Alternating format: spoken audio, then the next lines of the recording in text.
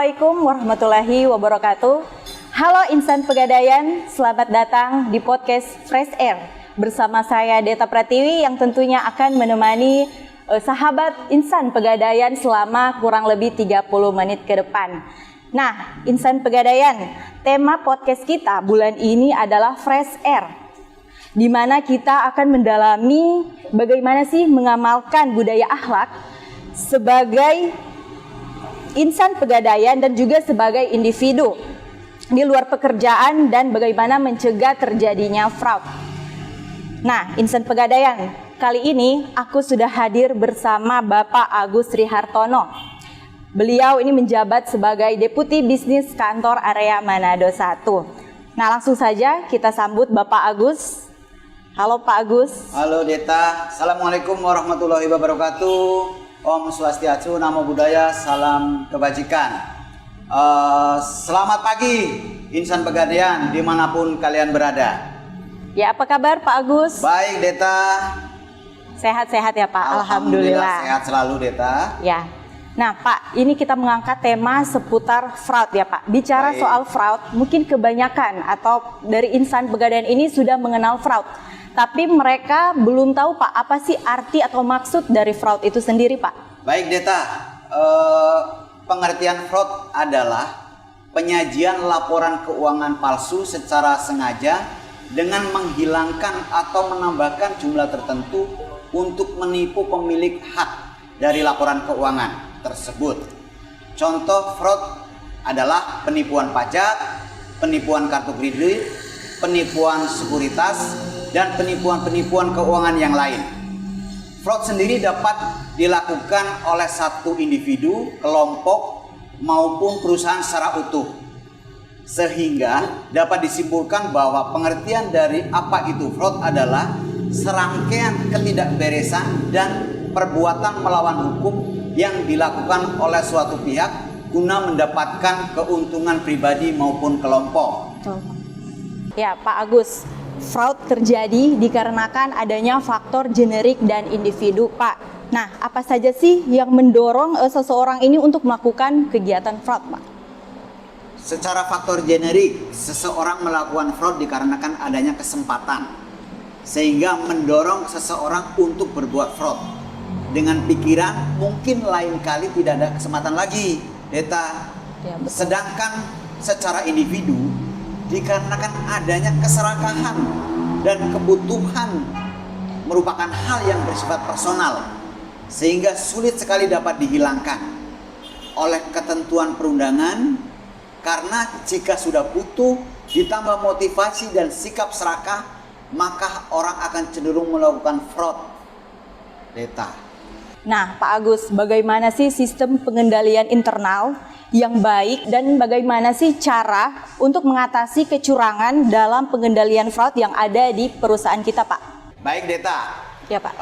Pegadaian telah memiliki kebijakan sistem pengendalian internal yang mencakup 5 komponen. Ada 5 ya Pak ya? Iya. Yang pertama, pengawasan oleh manajemen dan pengembangan budaya sadar resiko.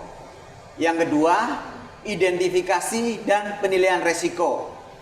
Yang ketiga, kegiatan pengendalian resiko dan pemisahan fungsi. Yang keempat, sistem akuntansi, informasi dan komunikasi. Yang terakhir, kegiatan pemantauan dan tindakan koreksi penyimpangan. Setiap kegiatan proses operasional unit kerja di Pegadaian berpedoman pada standar operasional prosedur kerja yang di dalamnya telah melekat sistem pengendalian internal yang memadai. Efektivitas pengendalian internal unit kerja dikaji ulang secara berkala oleh pengawasan internal di kantor cabang, kantor area, kantor wilayah, dan kantor pusat. Seluruh manajemen dan karyawan Pegadaian memiliki peran dan tanggung jawab dalam meningkatkan kualitas dan pelaksanaan sistem pengendalian internal. Nah Pak Agus, kondisi seperti apa sih Pak yang dapat memicu timbulnya kecurangan Pak di suatu perusahaan? Baik Deta, yang memicu tindakan kecurangan yaitu Fraud pada umumnya dapat terjadi karena sejumlah alasan yang umumnya disebut sebagai the fraud triangle. Ketiga alasan itu adanya tekanan, adanya peluang, adanya rasionalisasi. Misalnya, tekanan adalah suatu situasi di mana seseorang meyakini bahwa mereka merasa perlu untuk melakukan fraud. Hal ini tentunya terjadi karena adanya ketidakpuasan dari seseorang pelaku fraud atas apa yang sudah dimiliki, sehingga setiap hal yang dicapai selalu dirasa kurang. Ya Pak Agus, menurut Pak Agus sendiri Pak, bagaimana sih seseorang ini cara kita untuk mencapai kepuasan diri? Mungkin dari pengalaman dari Pak Agus sendiri itu bisa dibagikan oleh kita Pak, itu gimana? Nah, ini yang penting Deta. Menurut saya kepuasan ini adalah tanpa batas Deta. Pengendalian diri adalah faktor yang utama untuk mencapai kepuasan tersebut. Kata kuncinya adalah kita mensyukuri apa yang sudah kita miliki, yang kita punyai. Contohnya, sekarang saya punya mobil pribadi Avanza yang notabene memiliki fungsi yang sama, yaitu sebagai kendaraan untuk bepergian, mengantar saya kemana saya pergi tentunya. Namun, apakah saya harus dipaksakan membeli mobil Lamborghini yang harganya jauh lebih mahal? Padahal jika kita kaji kembali memiliki fungsi yang sama. Oke Pak, nah Pak, dalam melakukan fraud nih, seseorang biasanya akan jauh lebih ahli dan dapat menggunakan kambing hitam dalam menjalankan aksinya Pak. Nah, bagaimana sih perusahaan menyikapi hal tersebut Pak? Ya, baik Deta. Seorang auditor memiliki kemampuan khusus dalam menyikapi atau menyelidiki kasus yang ditanganinya. Auditor akan lebih hati-hati serta mencari bukti-bukti yang valid dalam mengungkap kasusnya. Bisa saja mereka menyamar menjadi profesi lain untuk menyelidiki dan mengungkapkan kasus tersebut, sehingga benar-benar dapat dipastikan siapa korban ataupun pelaku yang sebenarnya. Nah, oke Pak, seperti kita tahu sekarang ini ya Pak, di mana zaman atau teknologi itu Pak sudah berkembang dengan sangat pesat Pak. Barang elektronik dan juga internet Pak. Nah, apakah keduanya Pak dapat lebih memudahkan dalam pendeteksian fraud atau sebaliknya Pak? Ya, baik Deta. Perkembangan teknologi justru akan menyulitkan dalam pendeteksian fraud. Karena dengan teknologi tersebut, bukti-bukti dapat dengan mudah dihilangkan jejaknya. Dan akan semakin memperumit dalam pendeteksian ataupun pencegah.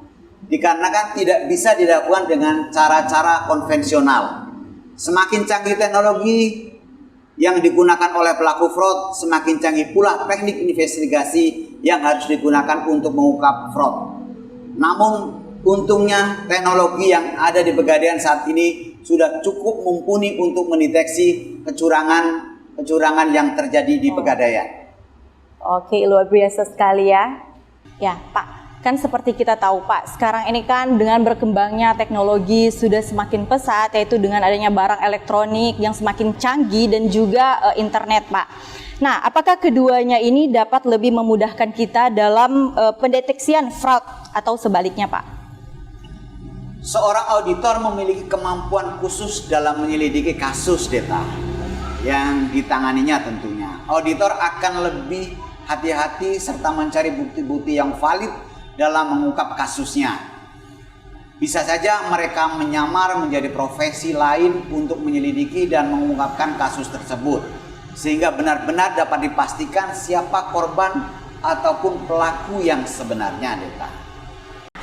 Gimana sih Pak cara untuk mencegah resiko kecurangan ini yang akan dilakukan oleh seseorang itu Pak? Cara mencegah yaitu tentunya kita harus disiplin SOP Deta.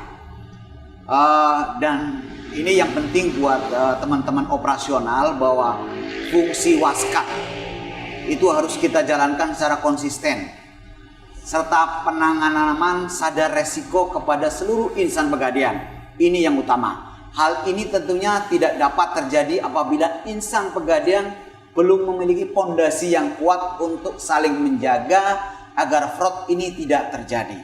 perilaku fraud kan sering kali menampilkan perilaku tertentu yang dapat menjadikan pertanda Pak kepada orang-orang di sekitarnya.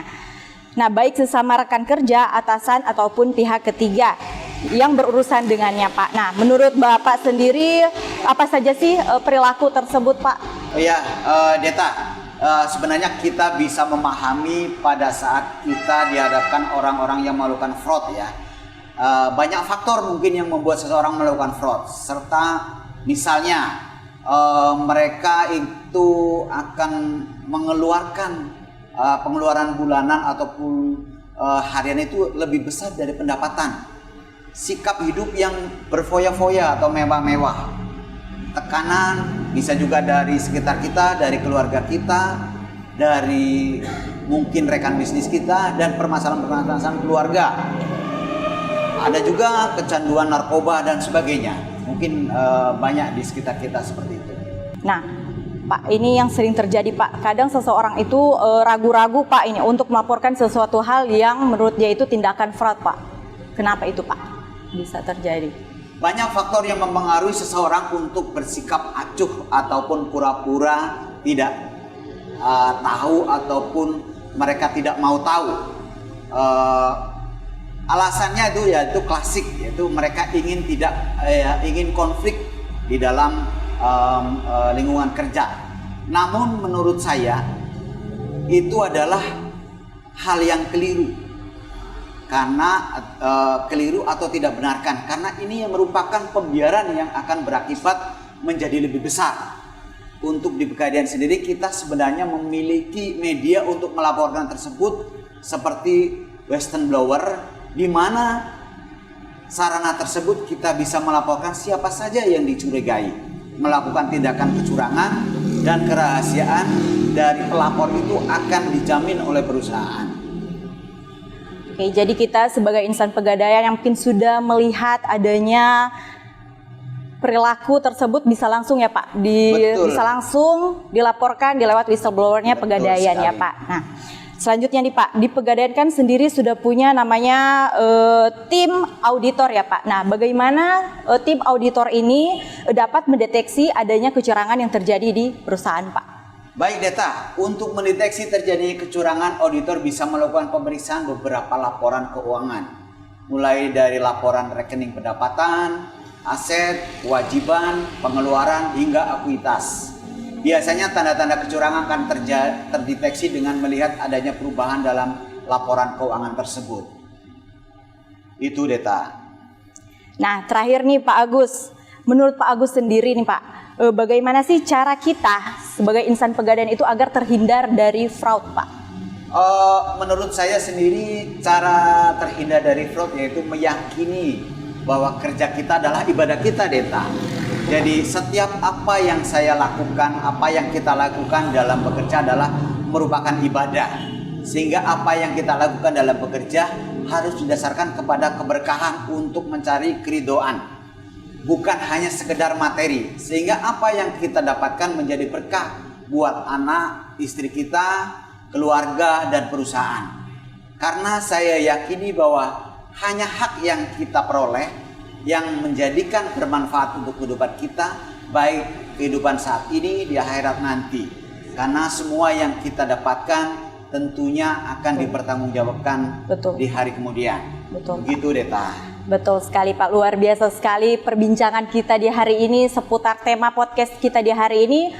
Terima kasih banyak kepada Bapak Agus Trihartono selaku Deputi Bisnis Kantor Area Manado 1 yang sudah meluangkan waktu membagikan informasi sekaligus ilmu di hari ini yang tentunya semoga bermanfaat bagi kita semua sebagai insan pegadaian, dan semoga dari materi kita kali ini bisa membawa kita menjaga diri kita, menjaga rekan kita, dan tentunya menjaga perusahaan kita. Akhir kata, saya Deta Pratiwi undur diri dari hadapan teman-teman semua. Terima kasih banyak untuk seluruh insan pegadaian yang sudah menonton podcast kita di hari ini. Sampai jumpa di podcast selanjutnya. Wassalamualaikum warahmatullahi wabarakatuh. Sampai jumpa. Waalaikumsalam warahmatullahi wabarakatuh.